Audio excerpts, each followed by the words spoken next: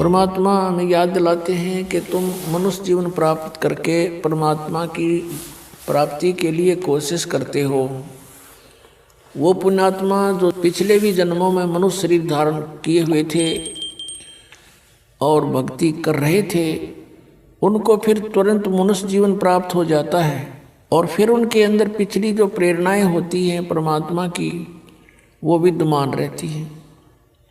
वो उसका अपना संस्कार है, वो कहाँ जन्मा है। जैसे पवित्र हिंदू धर्म में जन्म हुआ तो उसको वो पिछले संस्कार इतना दबाव देते हैं कि वो अपनी साधनाएं किए बिना रह ही नहीं सकता, तो वो साधनाएं शुरू कर देता है। किसी का मुसलमान धर्म में जन्म होता है तो वो क्रियाएं शुरू कर देगा, और अन्य धर्मों में भी ऐसे ही जानो। लेकिन पुण्यात्माओं, जब तक हम अपने सदग्रंथों से परिचित नहीं होंगे तो साधना करना भी व्यर्थ होगा। मनुष्य जीवन का मुख्य उद्देश्य है परमात्मा का पाना, और यदि परमात्मा प्राप्ति नहीं हुई तो फिर वैसे ही अपना जीवन नष्ट करना होता है। सतगुरु संगत छोड़ के चाहे लाख वर्ष जप कीने, इंद्री कर्म न मोक्ष होवे फिर काल के अधीन। सतगुरु की संगत छोड़ के चाहे लाख वर्ष तक जप करते रहना गुरु से विमुख होकर के, और चाहे लाख वर्ष जप करते रहना, आपको कोई लाभ नहीं होगा। इंद्री कर्म न मोक्ष होवे और फिर काल के अधीन। पुण्यात्माओं, आत्मा जब से भगवान से बिछुड़ी है, कुछ दिनों के बाद ही इसको एहसास हो गया कि हमसे कुछ खो गया है,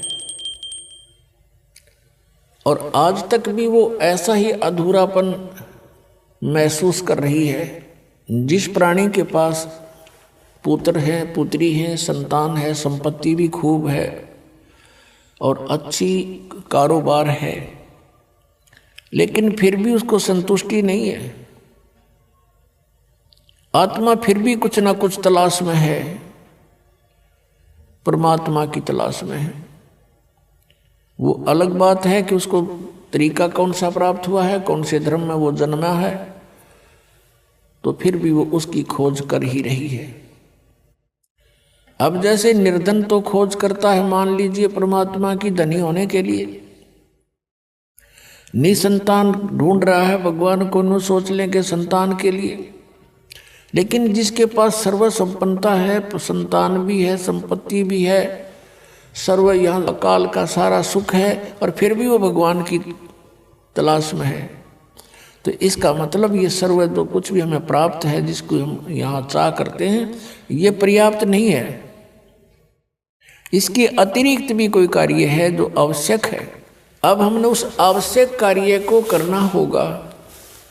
हम पहले अपना जो अनावश्यक कार्य है, केवल रोजगार के लिए, पेट के लिए, इसमें ज्यादा समय डिवोट कर रहे थे। अब हमने ये ज्ञान हो गया कि मनुष्य जीवन का मूल उद्देश्य परमात्मा प्राप्ति है, तो अब हम अत्यधिक समय अपने भगवान के पाने के लिए लगाएंगे। अब वही समय होगा, वही आपका कारोबार होगा, वही क्रिया होंगी। आपकी जो सांसारिक जो क्रियाएं हैं, जैसे पेट के लिए गुजारा सभी करते हैं, कोई सर्विस करता है, कोई दुकान किए हुए है, कोई किसान का काम करता है, कोई सर्विस कर रहा है, कोई मजदूरी करता है। काम आपका यही रहेगा, लेकिन इसमें भगवान का समय अधिक लगाना पड़ेगा। हमने कैसे लगाना पड़ेगा? कई कहते हैं समय नहीं मिलता। समय आपके पास बहुत है, आपके पास बहुत समय है। उस समय को हम समझ नहीं सके और उसका दुरुपयोग करते रहे।